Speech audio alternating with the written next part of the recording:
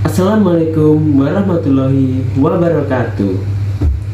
Hari ini saya akan mempresentasikan mata kuliah Manajemen Strategi yang diampu oleh Ibu Ratna Dwi Jayanti, SEMM.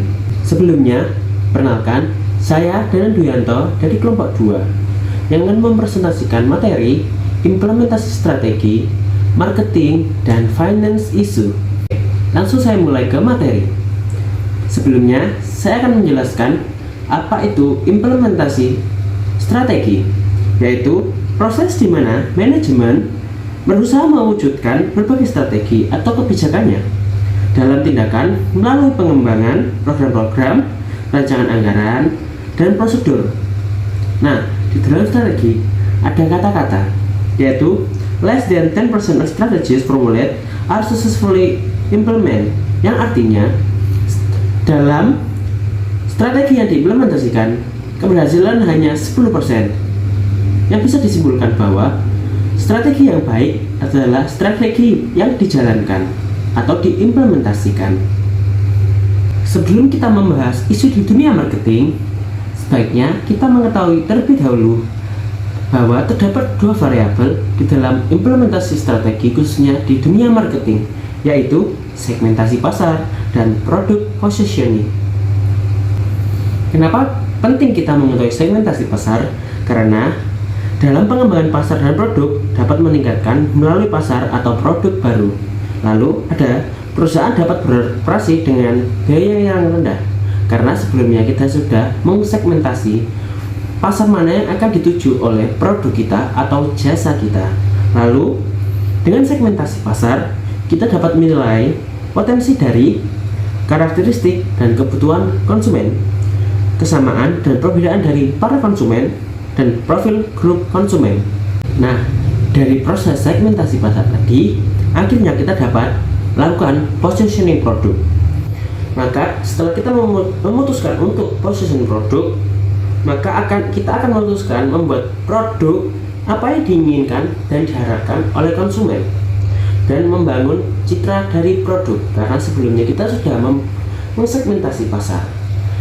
Dengan segmentasi pasar, kita menjadi tahu bagaimana profil konsumen yang kita tuju dan bagaimana kita memposisikan produk kita untuk konsumen yang kita tuju.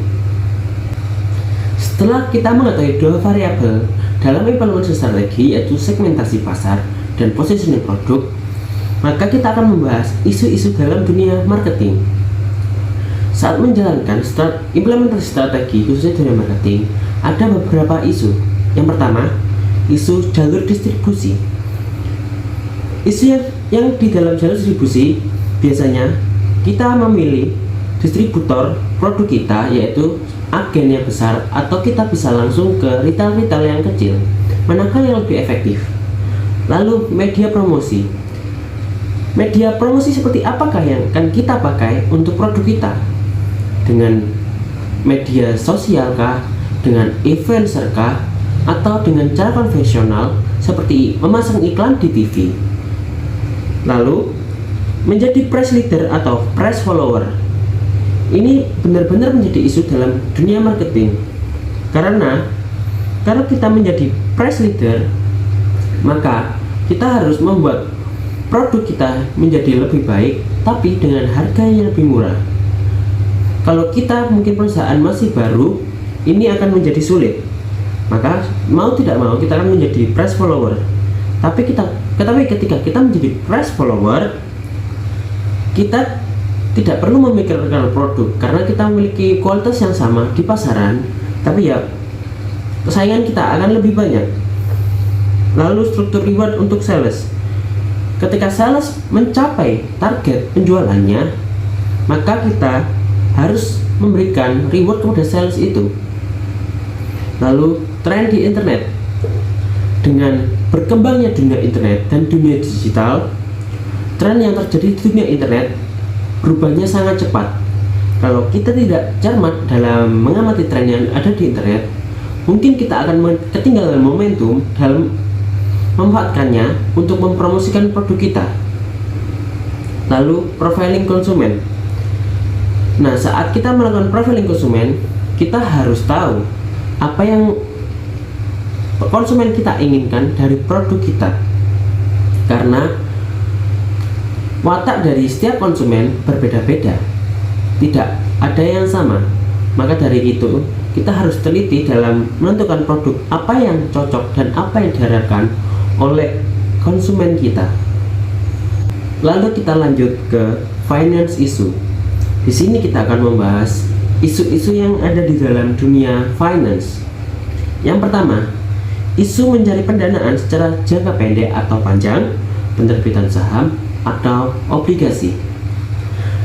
Dalam mencari pendanaan, kita sebagai manajer keuangan harus cermat manakah sumber pendanaan yang baik untuk perusahaan atau baik dengan kondisi perusahaan, karena kalau kita gegabah atau sembarangan dalam mengambil keputusan dalam mencari sumber pendanaan, takutnya akan menjadi masalah keuangan di kedepannya.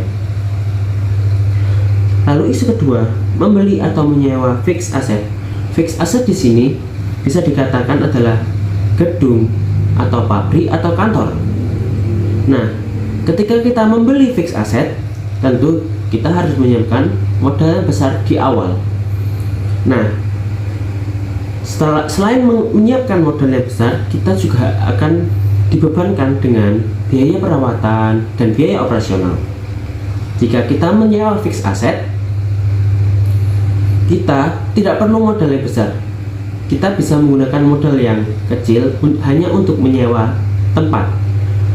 Tetapi kekurangannya, jika pemilik tempat yang kita sewa tidak mau memperpanjang kontrak, maka itu bisa menjadi masalah ke depannya. Isu ketiga, memperpanjang jatuh tempo piutang. Piutang bisa menjadi aset perusahaan, tetapi ketika si pemilik hutang ke perusahaan kita merasa tidak sanggup untuk membayar hutang saat itu juga, maka ini bisa menjadi dilema bagi orang finance, karena kita juga butuh uang itu untuk keperluan operasional perusahaan.